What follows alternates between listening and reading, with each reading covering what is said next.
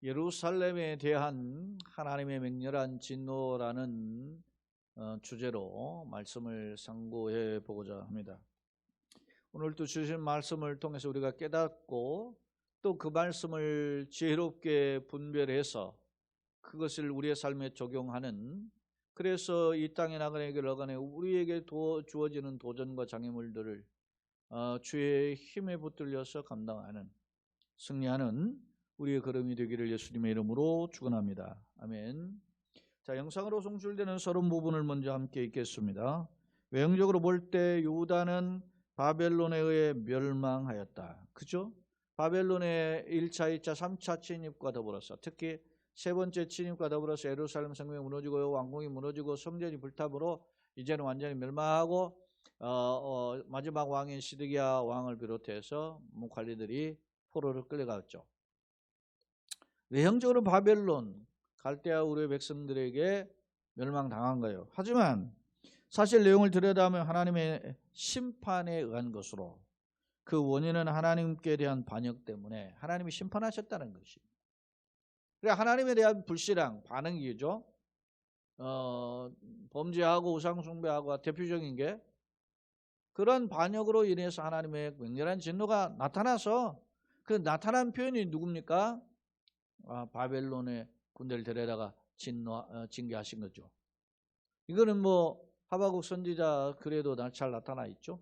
물론 이미 예레미야 애가 멸망한 뒤에 이게 쓰여진 거지만, 예레미야 성경에 보면 이미 바벨론에 70년 포로된다 이미 경고하는 것이 있어요. 그런 선언에 대한 결과로 이어진 거죠.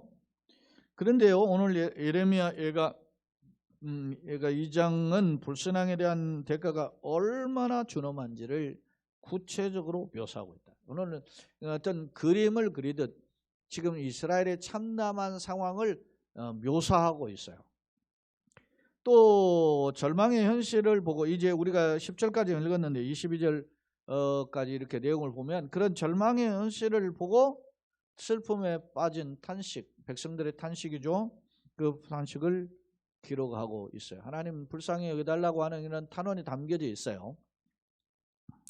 이 중에 오늘은 이제 첫 번째 시간으로 2장의 첫 번째죠. 본문의 내용에서 예루살렘을 심판하시는 하나님의 그 맹렬한 진노에 대한 기록을 한번 들여다보고, 우리가 이러한 맹렬한 진노 앞에 우리는 과연 어떤 대처가 필요한가 하는 삶의 방향성을 다시 가다듬는 귀한 시간 되기를 소원합니다. 참고적으로 예레미야 애가는 5장까지 있죠.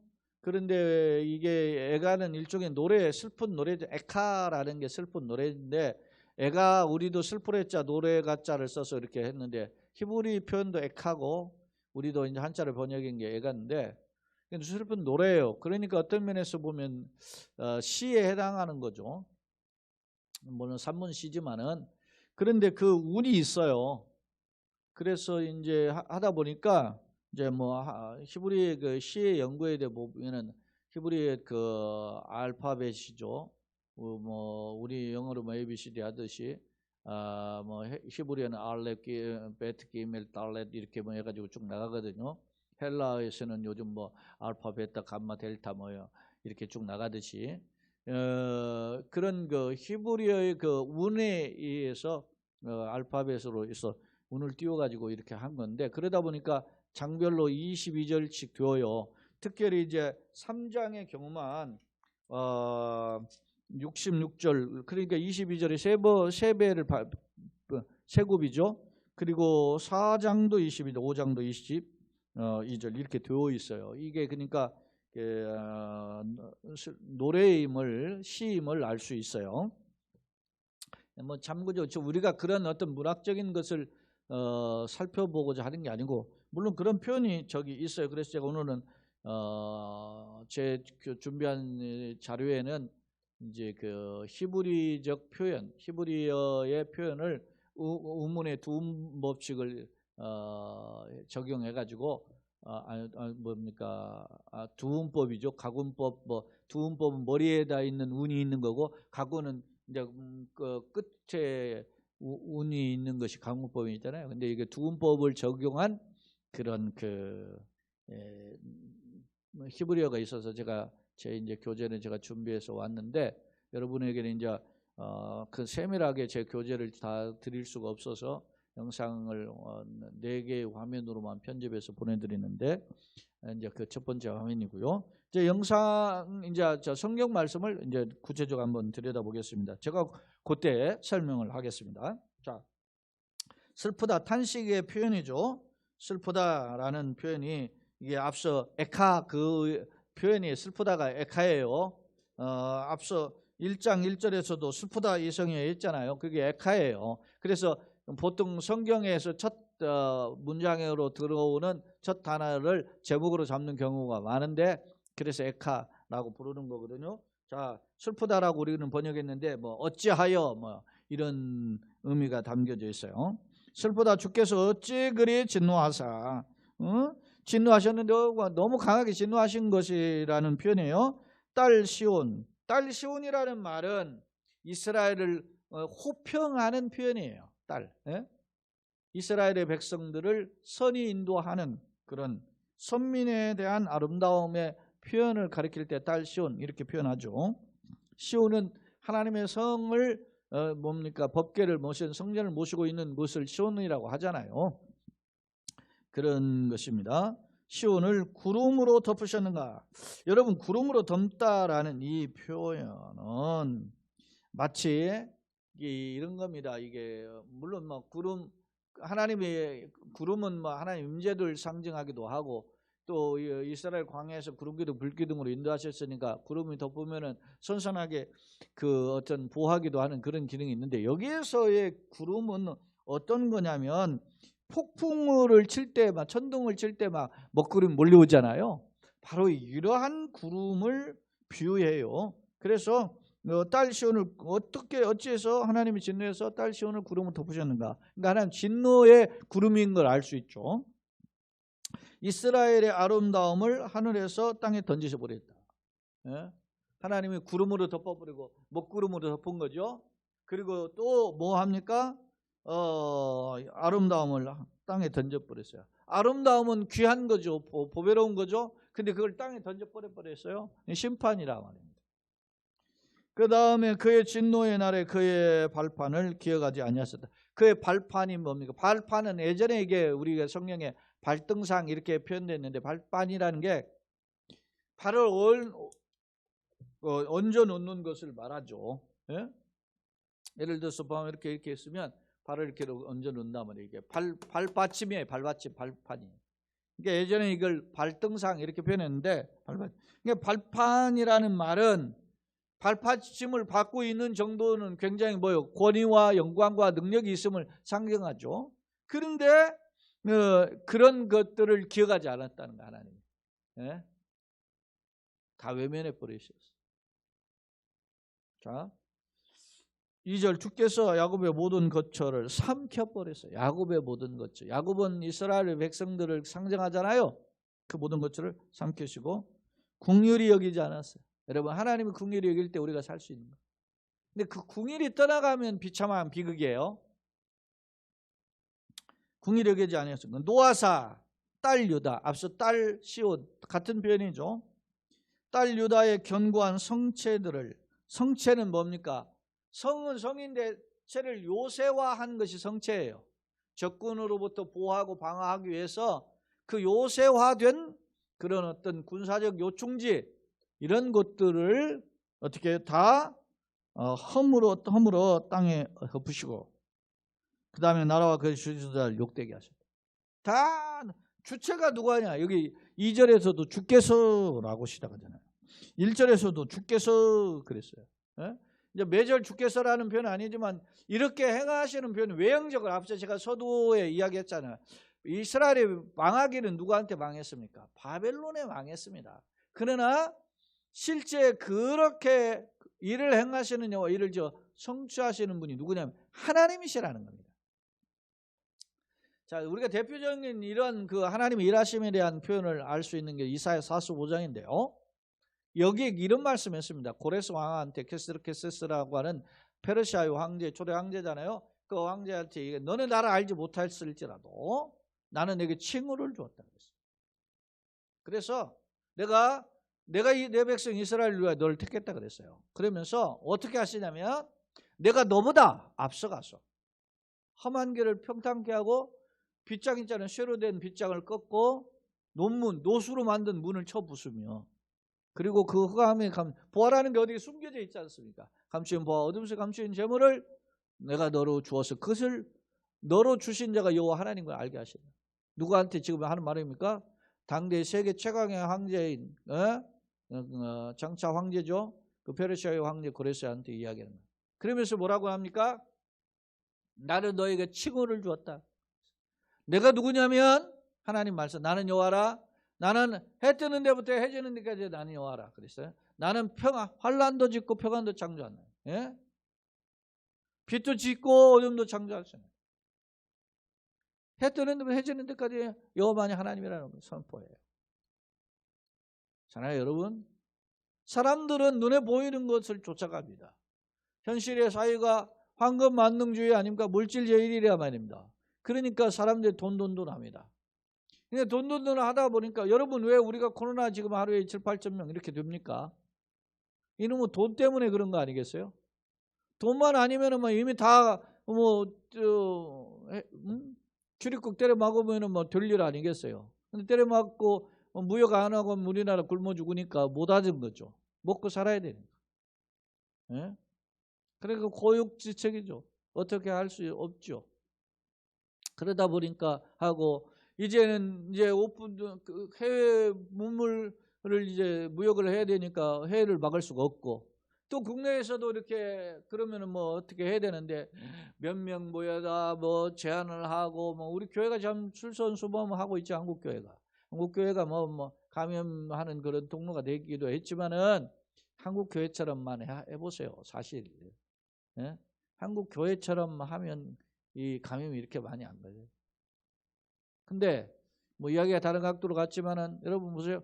그렇게 하는 사람들 중에서 희생한 사람들이 많이 있죠. 소상공인 자영업자들 얼마나 고생했습니까? 그러다 보니까 사람들이 말이에요. 아우성이지 않습니까? 아우성. 어제는 머리에 띠 들고 막 피켓 들고 자영업자들이 시위를 했잖아요. 못 살겠다. 이런 상황인데, 자, 그 이면에 누가 있느냐를 보는 겁니다. 이를 행하시는 여호와 그것을 성취하시는 분이 하나님이시라는 사실을 우리가 알고 있잖아요. 그렇다면 하나님께서 이런 상황에서 뭐라고 할 수 있는가를 볼 수 있는, 들을 수 있는 그런 영적인 눈과 영적인 귀가 열려져야 된다는 거죠. 자, 3절에도 맹렬한 진노로 이스라엘의 모든 뿔을 자르, 뿔은 영광, 왕관 이런 것을 상징하잖아요. 그러니까 하나님의 진노로 이스라엘 뿔을 다 잘라버렸어요. 자르셨으며 원수 앞에서 그의 오른손을 뒤로 거두어 들이시고, 하나님의 주권을 거둬들인 겁니다. 그러시고 맹렬한 불이 사방으로 불사른같이 야곱 불사르. 불이 막 번지면 막 맹렬한 불이 막 사방에 번지잖아요. 퍼지는 그런 것처럼 그 불이 심판의 불이죠. 진노의 불이죠. 그것을 살라버리잖아요. 예? 4절 원수같이 그의 화를 당기고 대적처럼 그의 오른손을 들고 서서 눈에 드는 아름다운 모든 사람을 죽이셨으며, 원수처럼 막 화를 그냥 당겨버렸어요. 누구에게? 이스라엘 백성들. 원수같이 대적처럼, 이걸 지금 비유법을 계속 반복해 사용하고 있죠. 그의 오른손을 들고 서서 눈에 드는 아름다운 모든 사람을 대했어요. 아름다움을 다 심판했어요. 딸 시온의 장막에 그의 노를 불처럼 쏟으셨더라. 하나님의 준엄한 진노를 묘사하고 있죠. 또 5절에 주께서 원수같이 되어 이스라엘 삼키셨으며 그 모든 궁궐을 삼키셨고, 이제는 불살았고 불사도 쏟으셨다 하면서 이번에는 어떻게 해요? 삼키심으로 표현해요. 삼키셨고 또 삼키셨으며 그 모든 궁궐을 삼키셨고 경관성을 무너뜨리사 딸 유다의 근심과 애통을 더하셨다. 또 6절 주께서 또 나오죠. 5절도 주께서 뭐 6절 누가 이렇게 했느냐? 주님이 하셨다는 겁니다. 그의 초막을 동산처럼 허물어버려. 초막은 그의 초막이라고 표현해 있는데 이 초막은 성전이에요. 사실은 성전이 어디에서 유래됐습니까? 모세 시대는 성막 어떤 천막으로 되어 있었죠. 그래서 그걸 성막이라 그랬는데 천막으로 였다가 이제는 솔로몬 시절에 이제 그 성전을 지었죠. 그래서 막 그 웅장하게 짓고 화려하게 지니까 대단한 것처럼 했는데 다 헐어버린 거예요. 응? 동산처럼 헐어버리고 그의 절기를 폐하셨도다. 절기가 왜 있습니까? 뭐 유월절이든지 무슨 절이든지 뭐 다 이런 절기들이 있지 않습니까? 이런 조막절, 이런 뭐 이스라엘 3대 절기를 비롯해서 매주 하는 안식일 이런 날들을 다 없애버리고 성전 없어지고 다 없어지니까. 여호와께서 시온의 절기와 안식일을 잊어버리게 하시며 그가 진노하사 왕과 제사장을 멸시하셨다. 그리고 왕과 제사장을 멸시하니까 어떻게 해요? 왕은 두 눈을 뽑히고서는 말이죠. 자기 보는 앞에서 아들을 다 왕자들 죽이고 눈은 뽑히게 하고 소위 말하면 노사슬에 묶여가지고 끌려가잖아요. 포로로 질질질질. 그렇게 끌려가는 이 참담한 모습이 오늘 본문의 말씀으로도 묘사되고 있음을 알 수 있어요. 자, 7절 여호와께서 또 주께서 여호와께서 뭐 이런 표현을 계속 반복하고 있죠. 여호와께서 또 자기 제단을 버리시며, 여러분 하나님께 제사 드리는 곳을 하나님은 그냥 내팽개쳐 버리셨다는 거예요. 말라기서에 보면 알 수 있잖아요.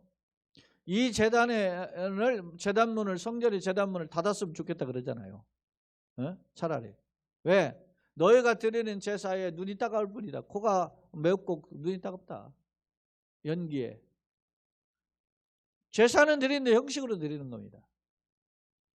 그러니까 하나님께서 제단을 버리셔버렸어요.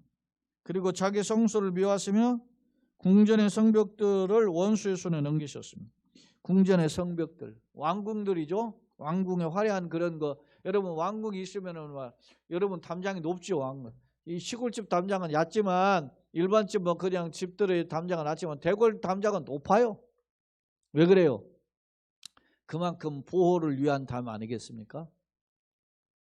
그런 성벽들을 원수의 손에 넘기셨으며 그들이 여호와의 전에서 떠들기를 절개날과 같이 하였더라. 여러분 떠들기를 그들이 떠들어요. 무슨 원수들이 막 성전에서 떠든단 말입니다. 절기의 날 얼마나 시끌벅적합니까? 이스라엘의 절기 때 여러분이 뭐 예를 들어서 6월절이든 맥주절이든 조막절이든 3대 절기라든지 하면 대회로 모일 때만 시끌벅적하죠. 그런 그 모습처럼 이방인들이 성전에서 왁자지껄하는 거죠.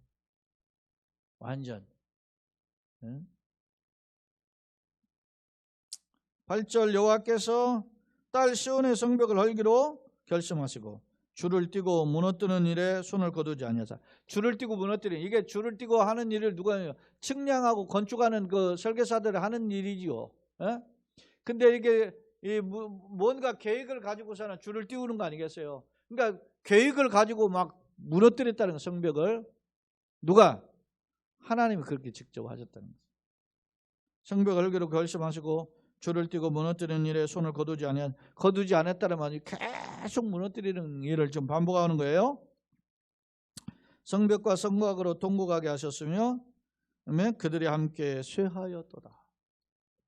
준엄한 심판에 따른 이런 결과들이 오늘 본문에 나타나고 있음을 알 수 있습니다. 이게 지금 그림으로 그려질만 하죠. 다 전부 다 모든 일들이 다 그림으로 그려질만 해. 그래서 오늘 제가 이 교재 준비한 교재에는 묘사함 이런 표현을 제가 반복적으로 사용했어요. 자, 9절 성문이 땅에 묻히며 빗장이 부서져 파괴되고. 성문이 땅에 묻힌다. 성문이 이 땅에 있어야 막아줄 거 아닙니까? 적군을. 근데 그 성문을 닫은 문이 빗장 아닙니까? 그 빗장이 부서져 파괴되고, 그러면 문이 쓸모가 없죠. 여러분 전쟁을 하게 되면 예전에 성에서 방어를 해요. 소위 공성전인데, 그러려면 말이죠, 성을 무너뜨려야 될 거 아닙니까? 그러면 최초의 관문이 어디입니까? 사람들이 막 그 영화, 전쟁 영화 같은 거 외국의 뭐 옛날에 그 역사의 영화를 보면은 어떻게 합니까? 성벽에 막 사다리 놓고 막 올라가면 막 그 사다리를 밀어버리든지 아니면 위에서 뭐 뜨거운 물이나 기름을 부어버린다든지 아니면은 막 돌을 굴린다든지 그래서 성을 못 기어오르게 하잖아요. 성을 결국 기어오른 사람들이 어떻게 합니까? 여기 이제 성에서 방어하는 사람들 물리치고 문을 활짝 열면 막 본진이 확 들어오잖아요. 그러니까 성문이 무너졌다. 성문이 땅에 묻혀버리고 빗장이 부서졌다. 이건 완전 이스라엘이 초토화돼 버리는 거죠. 항복이라는 거예요. 항복. 응? 자, 그러니까 부서져 파괴되고 왕과 지도자들이 율법 없는 이방인들 가운데 있습니다. 지금 율법은 이방인들에게 질질 끌려가는 겁니다. 포로됐음이 지금 다 사로잡힌 거죠. 어? 그 성의 선지자들은 여호와의 묵시를 받지 못한다. 여러분 선지자들이 하나님 말씀을 받아야 되는데 아무것도 못한다? 이거 비참한 노릇이죠. 여러분 이걸 오늘 우리가 한번 적용해 봅시다. 여러분 우리가 마지막 심판 때에 우리가 설 때 교회가 세상 사람들의 놀이개가 될 수 있다는 것을 경고해요. 제가. 네? 선지자들 묵시를 받지 못해. 아무것도 못해. 목회자들 말씀을 못 전하는 시대가 올 수 있다는 거지. 그 성은 뭡니까? 이방인들에 의해서 이방인들이 그 성을 차지하고 있어요. 불신자들이 뭐 예배당에 찾아와가지고 들어와가지고서나 말이지. 교인들 다 끌어안치고 그렇게 하는 날이 올 거예요. 이게 누가 하겠어요? 이런 짓을 누가 하겠어요? 예전에 우리의 경험으로 보면 누가 그랬어요? 빨갱이들이 다 그랬죠. 공산주의가.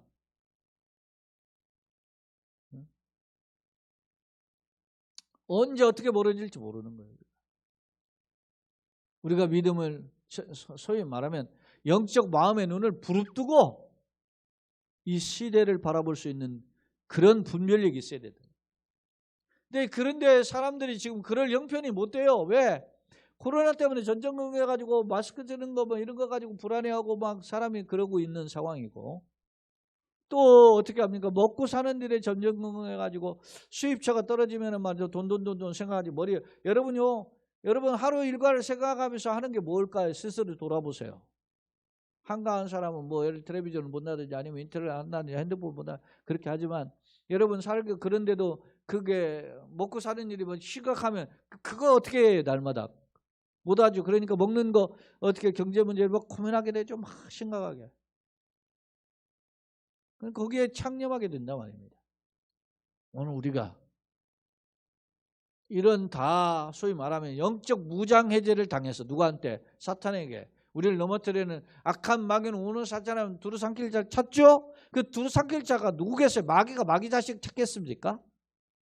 마귀가 하나님의 자녀를 넘어뜨리려고 공격하는 겁니다. 그러니까 어떻게 보면 영적으로 여러분 요한계시록에서 보면 그런 표현이 나오지 않습니까? 천상에서 하나님의 군대 미가엘 천사장이 이끄는 하나님의 군대와 사탄의 무리가 영적 싸움을 하죠. 그러니까 하나님 군대의 미가엘 군대를 이기지 못하니까 사탄이 어떻게 쫓겨나죠. 쫓겨나요. 천상에서. 쫓겨나면은요. 여러분요. 사람이 패배를 하거나 우리가 전쟁에서 이런 거 보면 패배 항복하고서나 꼬리를 내리잖아요. 근데 이 사탄은 그러지 않아요. 그러니까 사탄이에요.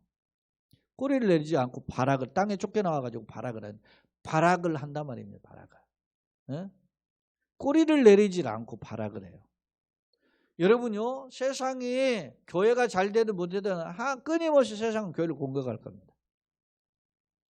그러니까 우리가 잘해도 공격을 받는 것이고 못해도 공격을 할 거예요. 그런데 못해서 공격하는 것은 우리가 변명을 빌 의미가 없어요. 근거가. 잘해도 핍박을 받고 못해도 핍박과 고통당하는 건 마찬가지인데 그러나 우리가 우리의 행실을 두고 너의 행실을 보고 하늘에 계신 하나님께 영광을 돌리라 했으니까 덕을 끼치기 위해서 우리가 정말 하나님의 영광을 돌리기 위해서 우리가 바른 길을 걸어갑니다. 여러분 보세요. 지금 코로나가 2년 오니까 교회를 통해서 뭐 신천지에 처음에 와서 난리가 났죠. 그 다음에 이제 교회에 오니까 막 난리가 났어요. 근데 여러분 보세요. 교회가 한동안 뭐 예를 들어 감염되지 않고 그랬으면 교회를 칭찬하는 거 한 번 봤어요? 교회가 참 잘한다. 코로나 대처를 잘한다. 뭐 이렇게 하는 기사 한 번 봤어요? 국가 지도자가 그런 말 하는 거 봤어요? 한 번 없어요. 영적인 모습을 볼 때 그들이 교회를 결국 칭찬할 리가 없단 말입니다. 왜? 사단은 끊임없이 교회를 넘어뜨리려고 하지.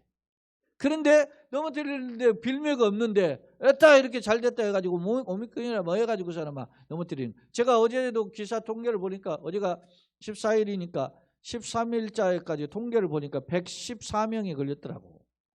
그 오미크론이 12월 1일부터 13일 2주 동안 걸린 거예요.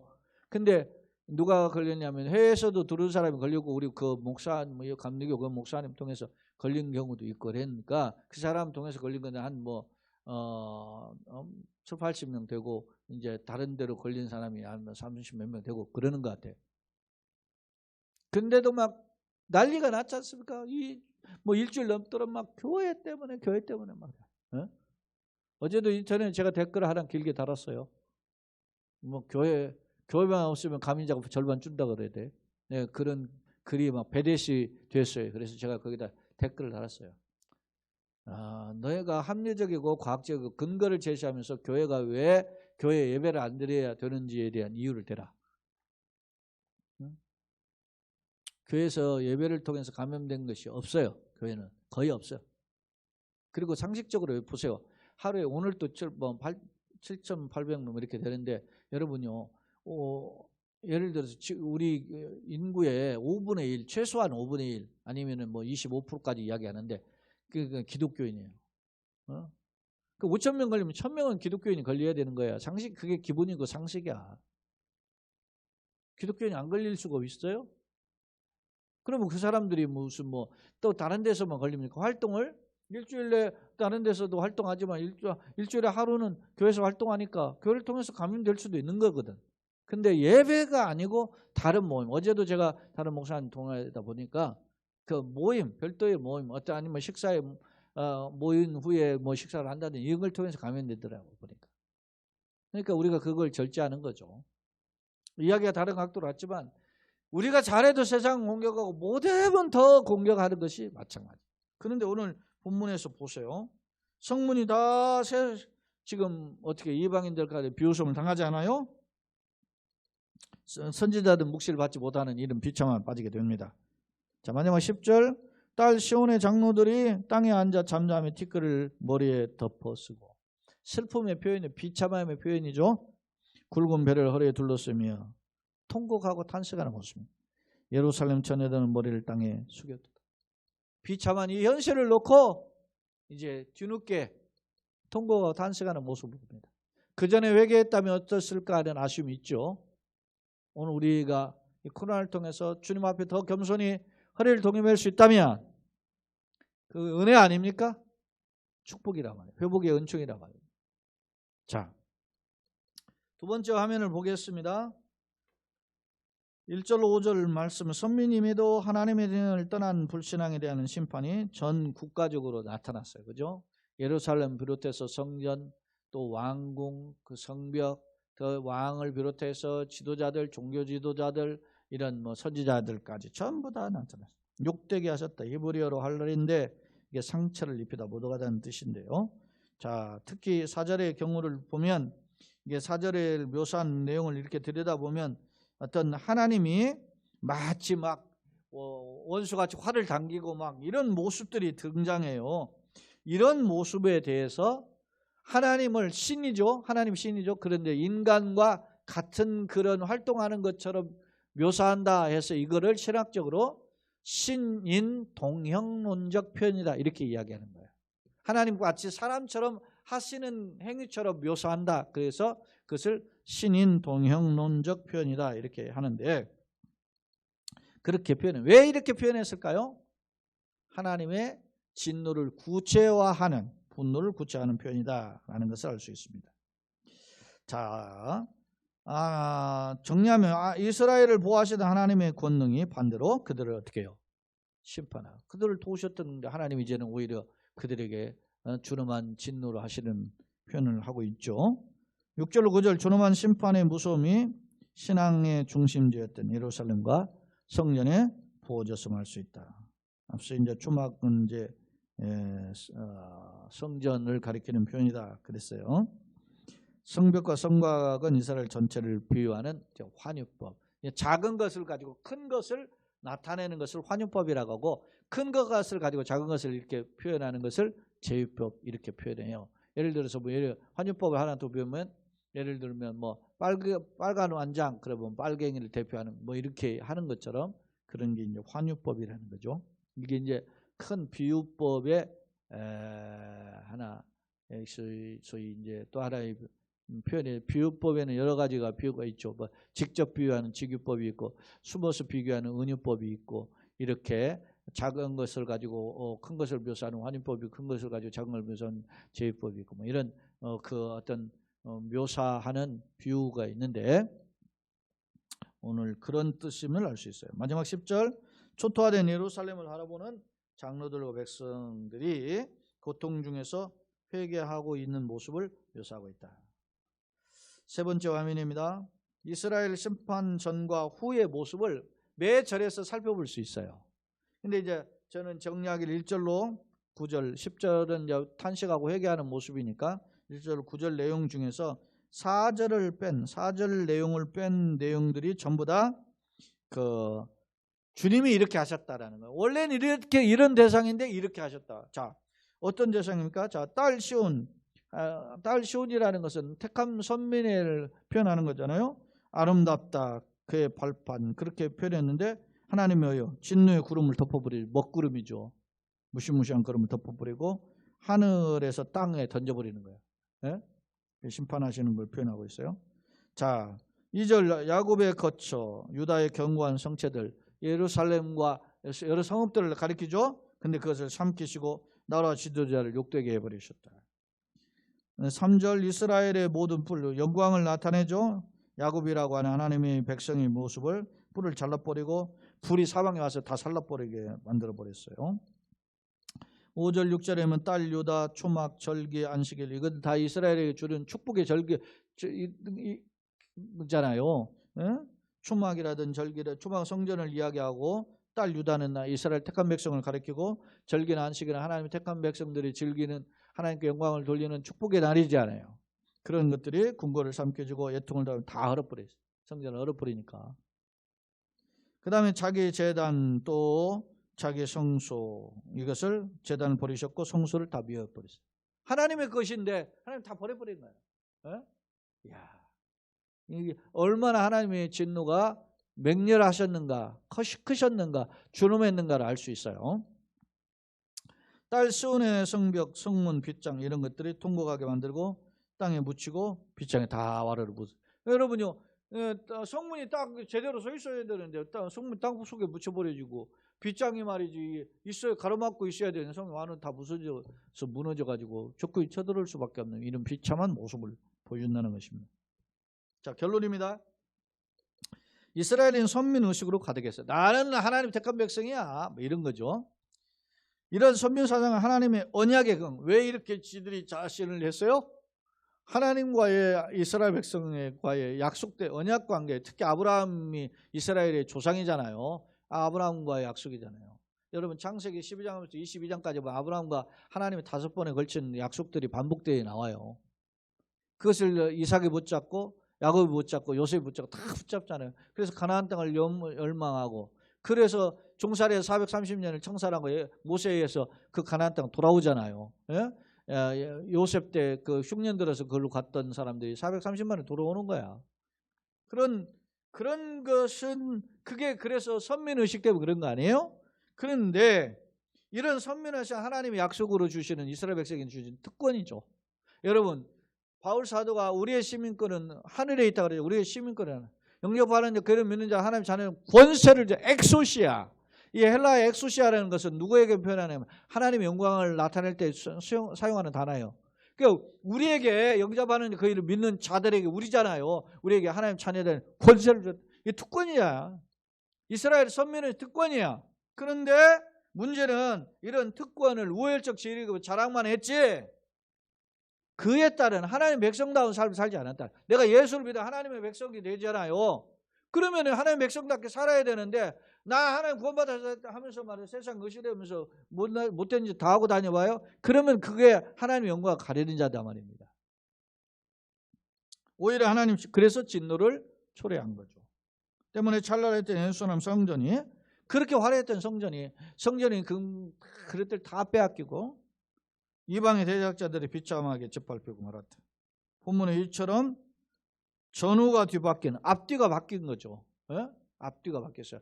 그렇게 화려했던 쉬운 아름다운 것들이 다 짓밟혀가지고 부서져 버리고 이런 대조적인 상황을 자세히 묘사하고 있다. 우리가 지금 10절까지 내용을 살펴본 중에 9절이 그런 1절 9절의 내용이 그런 내용이었어요. 자, 말씀을 한번 이제 간단하게 정리해 봅시다. 여러분 아직 망하지 않았다 그런 말은 뭔 말입니까? 아직 기회가 있다는 것입니다. 망하지 않았으니까 잘 됐다. 여러분 우리가 아직 코로나가 왔고 코로나 할아버지가 왔어도 아직 우리가 망하지 않았잖아요. 그러면 아직 기회가 있다. 주님 앞에 돌아갈 기회가 있고 회개할 기회가 있고 하나님의 은혜를 회복할 기회가 있다. 하나님 우리를 불쌍히 여시고 치료하시 회복하여 주옵소서. 그 살 길이 뭡니까? 세례요한이 외쳤잖아요. 회개하라 천국에 가까우니. 천국에 가까웠으니까 빨리 회개해야만 천국을 우리가 맞아들일 수 있다는 거예요. 예수님도 마태복음 4장 17절에 회개하라 천국에 가까우니 첫 번째 외침 공생의 사역의 외침이 하나님의 영광을 우리가 덧입으려면 회개해야 되는 거예요. 탕자가 살려니까 돌아가야 되잖아요. 돌아가니까 아버지 아들로 여김을 감당치 못하겠습니다. 품권 하나 보자. 회개하려면 엎드리니까 돌아가는 거예요. 그러면서 삽니다. 망하지 않으면 기회가 있음을 뜻한다. 마음의 허리를 동여매고 회개죠 이게. 국리를 바라보며 하나님 불쌍하신 하나님이며 새 삶을 결단하는 그런 걸음이 되셔서 하나님을 기쁘시게 하고 우리가 다시 살아나고 이웃에 덕을 끼치는 그런 축복과 간증의 통로가 되기를 예수님의 이름으로 축원합니다. 아멘.